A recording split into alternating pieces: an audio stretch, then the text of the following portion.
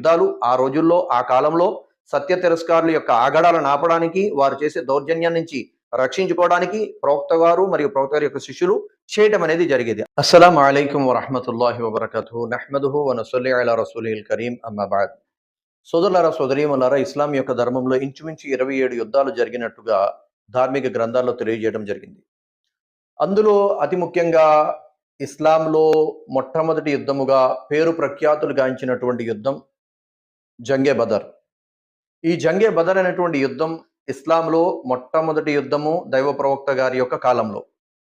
అయితే సోదరులారా సోదరీమణులారా, దైవ ప్రవక్త సల్లల్లాహు అలైహి వసల్లం ఎప్పుడైతే మక్కాని విడిచిపెట్టి మదీనా వలస వెళ్ళిపోయారో, ఆ వలస వెళ్ళినటువంటి 2వ సంవత్సరంలోనే ఈ యుద్ధం జరగడం అనేది జరిగింది. రమదాన్ యొక్క 17వ రోజున ఈ యుద్ధం జరగడం అనేది జరిగింది.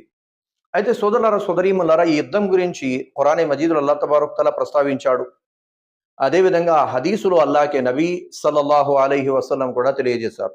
అసలు ఈ యుద్ధం గురించి ఇప్పుడు ప్రస్తావించాల్సిన అవసరం ఏమిటి అంటే, రమదాన్ యొక్క 17వ రోజు ఈ యుద్ధం జరగడం అనేది జరిగింది కనుక ఈ యుద్ధం యొక్క ప్రస్తావన ఇప్పుడు మీ ముందు చేయడం జరుగుతుంది. సోదరులారా సోదరీమణులారా, ఎప్పుడైతే మక్కాలో దైవ ప్రవక్త వారిని వారి శిష్యుల్ని ఇస్లాం యొక్క శత్రువులు, ఇస్లాంని ద్వేషించేటువంటి ద్రోహులు చాలా ఎక్కువగా కష్టాలకు మరియు బాధలకు గురి చేశారో, అప్పుడు సర్వలోకాల సృష్టికర్త అయినటువంటి అల్లాహ్ తబారక తఆలా దైవ ప్రవక్త వారిని మక్కా విడిచి మదీనా వెళ్ళిపోమని, అదేవిధంగా వారి శిష్యులను కూడా మక్కా విడిచి మదీనా వెళ్ళిపోమని ఆదేశించడం జరిగింది. అయితే ఈ మక్కా నుంచి మదీనా వెళ్ళిన తరువాత అక్కడ ఉన్నటువంటి ఎవరైతే ముస్లింలు ఉన్నారో, అలాగే మదీనా వాసులు ఉన్నారో, వాళ్ళంతా కూడా ప్రశాంతమైన జీవితం గడుపుతున్నారు.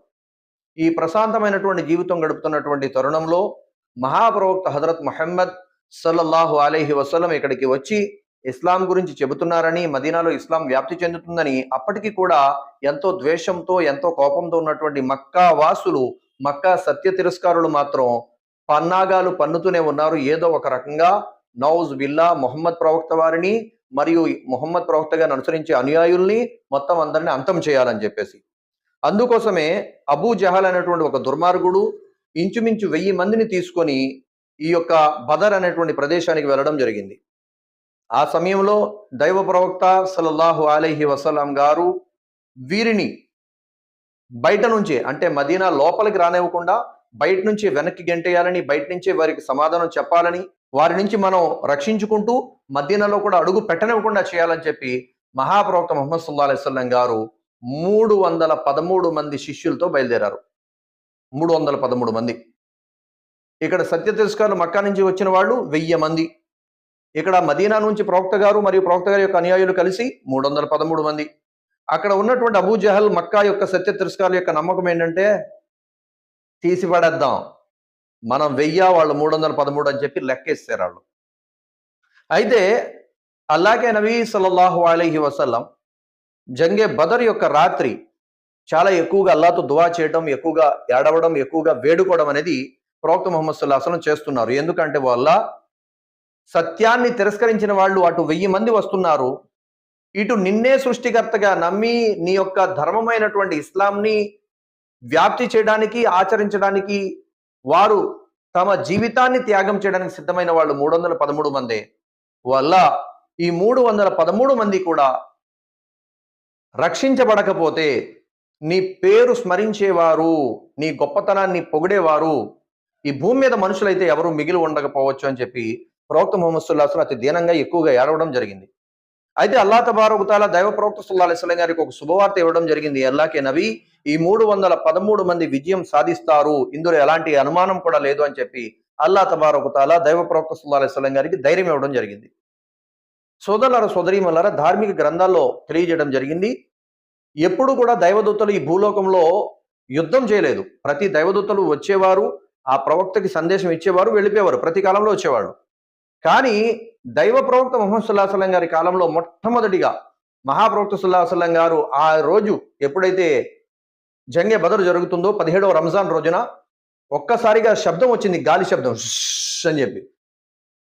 సహాబీ అడిగారు, యా రసూలుల్లాహ్, ఆ శబ్దం ఏంటని చెప్పి. ప్రవక్త గారు అన్నారు, జిబ్రాయిల్ 500 మంది దైవదూతలను పట్టుకొని భూమి మీదకి దిగారని చెప్పేసి అన్నారు.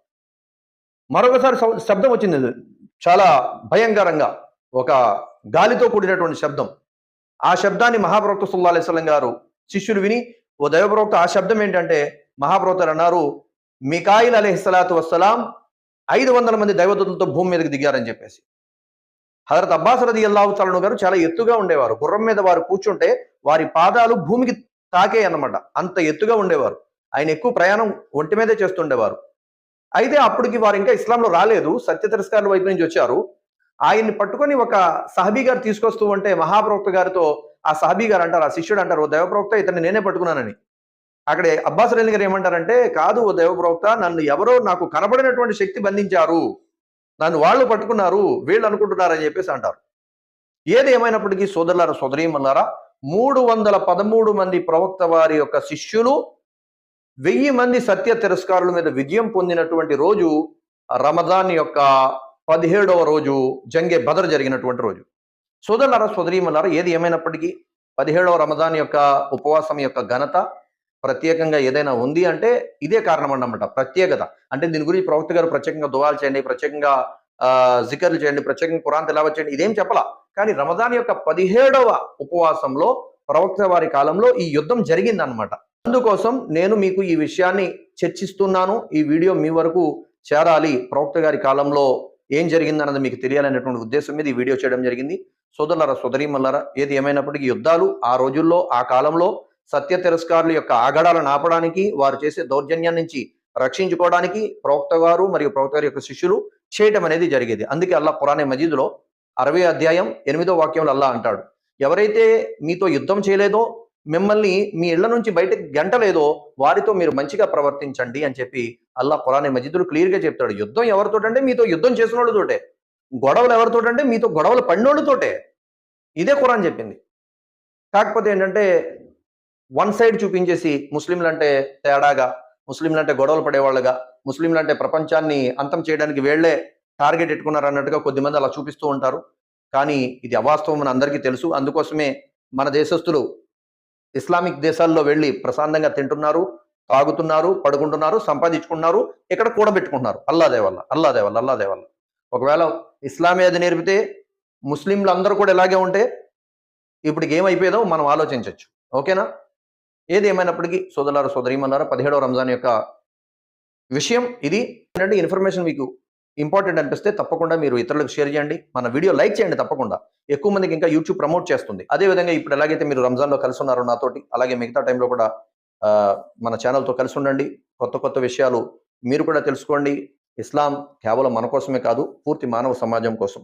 జజాకుముల్లాహ్ ఖైరా. అస్సలాము అలైకుం వరహ్మతుల్లాహి వబరకాతుహు.